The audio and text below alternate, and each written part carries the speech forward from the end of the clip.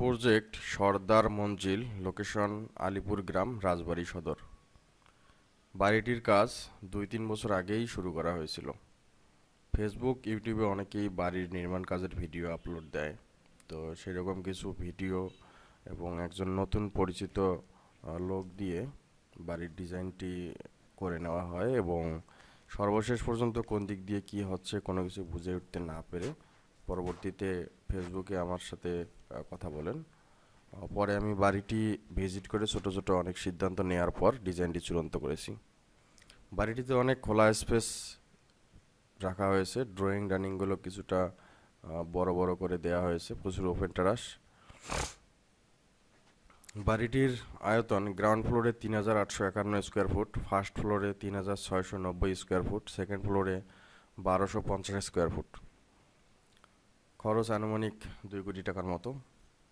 ভবন ডিটেলস: নিচতলায় 5টি বেডরুম, 4টি attach bathroom, double height drawing room, একটি কমন বাথরুম, একটি কিচেন, একটি ডাইনিং, একটি সিঁড়ি। ফার্স্ট ফ্লোরে 4টা বেডরুম, 4টা অ্যাটাচ বাথরুম, 4টা বারান্দা আর একটি ফ্যামিলি লিভিং স্পেস। বাকি জায়গা লম্বা করে ওপেন টেরাসের ব্যবস্থা রাখা হয়েছে। সেকেন্ড ফ্লোরে একটি বেডরুম, মানে একবারে ছাদে, তৃতীয় তলায় একটি বেডরুম, একটি অ্যাটাচ বাথরুম, একটি বারান্দা, একটি family living space, reading room. ছাদে বাকি জায়গায় গ্রিন স্পেস এবং বসার ব্যবস্থা থাকবে, বারবিকিউ স্পেস, জিম রুম। তো আমরা বাড়ির যে ডিজাইনটি করেছিলাম এটি হচ্ছে বাড়ির 3D ডিজাইন। আমি এখন আমার 3D ম্যাক্স সফটওয়্যারে দেখাচ্ছি বাড়িটি।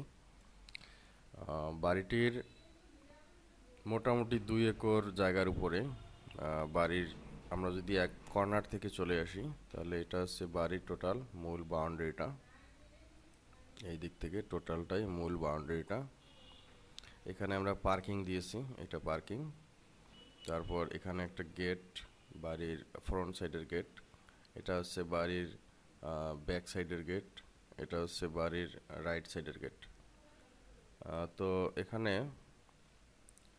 আমরা ভিতরের অ্যারেঞ্জমেন্টটা সুন্দরভাবে সাজিয়ে নিয়েছি। যেমন এখানে যেহেতু পার্কিং, মূল বাড়িটা আমাদের এটা, এই দিক থেকে আমাদের বাড়ির ফ্রন্ট সাইডের এন্ট্রি, আর এই দিক থেকে আমাদের বাড়ির ব্যাক সাইডের এন্ট্রি। আমরা বাড়িটার চারিদিকেই ডিজাইন সাজিয়েছি। আমরা যদি এখন এখানে দেখি সেক্ষেত্রে এটা হচ্ছে আমাদের বাড়ির ফ্রন্ট সাইড ডিজাইন। 3D ডিজাইনে অবশ্যই আপনারা সম্পূর্ণ বিল্ডিংটি দেখে ফেলছেন। আর এইদিকে হচ্ছে বাড়ির রাইট সাইড ডিজাইন।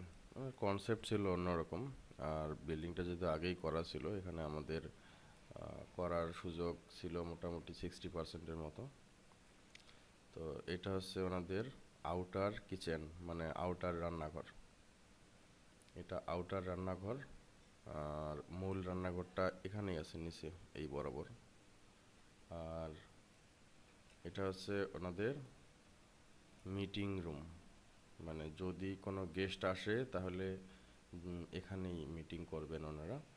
আর এই দিক থেকে আমি রাস্তাটা করে দিয়েছি, রাস্তাটা আমাদের পুকুরের চারদিকেই থাকতেছে, প্লাস ওনাদের এই দিকে আরেকটা বসার জায়গা থাকতেছে। আর চারদিক থেকে এটা যেহেতু পুরোটাই গাছগাছালিতে ভরা, জাস্ট গাছের ভিতরে একটু বসার জায়গা, আর এখানে একটা বসার জায়গা। বাকি জায়গাটা পুরোটাই আমি ওয়াকিং ওয়ে দিয়ে দিয়েছি। আর পুকুরটাও মোটামুটি অনেক বড়, প্রায় 60 শতকের উপরে। আমরা যদি পুকুরের ওই পারে চলে যাই সেক্ষেত্রে আমাদের এখানে আছে হলো এই যে পুকুরের এই পারে আছে আমাদের একটি ঘাটলা। তো ঘাটলায় আমরা এখানে অ্যাডজাস্ট সেভাবেই করে নিয়েছি, যেমন ওয়াকিং ওয়ের পরে গিয়ে আমরা ঘাটলাটা অ্যাডজাস্ট করে রাখছি। আর বাড়ির ফ্রন্ট সাইড বা ব্যাক সাইড থেকেও আমাদের একটি ঘাটলা আছে। তো এই ঘাটলাটা আসার জন্য আমাদেরকে বাড়ির ফ্রন্ট সাইডটা একটু দেখতে হবে। আমরা যদি সুইমিং পুল থেকে সরাসরি বাড়িটা দেখি সেক্ষেত্রে আমাদের বাড়িটার ডিজাইন এটা, মানে বাড়ির ফ্রন্ট সাইড এবং ব্যাক সাইডের ডিজাইন মোটামুটি আলাদা করেই করা হয়েছে। ফ্রন্ট সাইড থেকে দেখলে বাড়িটা মোটামুটি ভিয়েতনামি স্টাইলই চলে যায়, আর ব্যাক সাইডে দেখলে মোটামুটি এটা রাজা বাদশার আমলের যে বাড়িগুলো সেরকম টাইপেরই চলে আসে। মোটামুটিভাবে আমরা কলামগুলো সেভাবেই অ্যাডজাস্টমেন্ট করে নিয়েছি। আর এই যে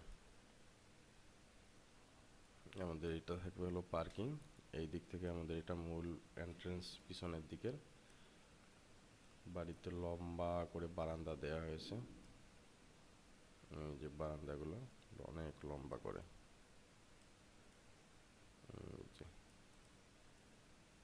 একবারে ওই শেষ মাথা থেকে এই পর্যন্ত পুরাটাই বারান্দা, এই যে পুরোটাই বারান্দা করা হয়েছে।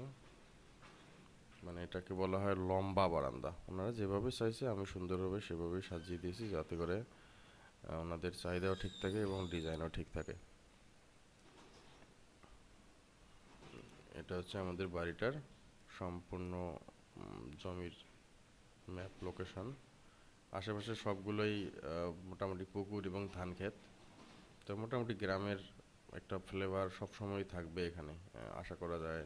যেহেতু রাজবাড়ী সদরের কাছাকাছি, আশা করা যায় এখানে মোটামুটিভাবে গ্রামই থাকবে। এটা শহর হওয়ার কোনো পরিকল্পনা নাই সম্ভবত। আমরা যদি ওয়াকিং ওয়ের দিকে চলে যেতে চাই, সেক্ষেত্রে এখানে একটা ছোট্ট একটা আমরা ওই গেটের ব্যবস্থা রাখছি, যে গেটটা দিয়ে ওয়াকিং ওয়েতে হাঁটাচলা করার জন্য যেতে হবে। এই হলো আমাদের সম্পূর্ণ প্রজেক্ট ভিউ।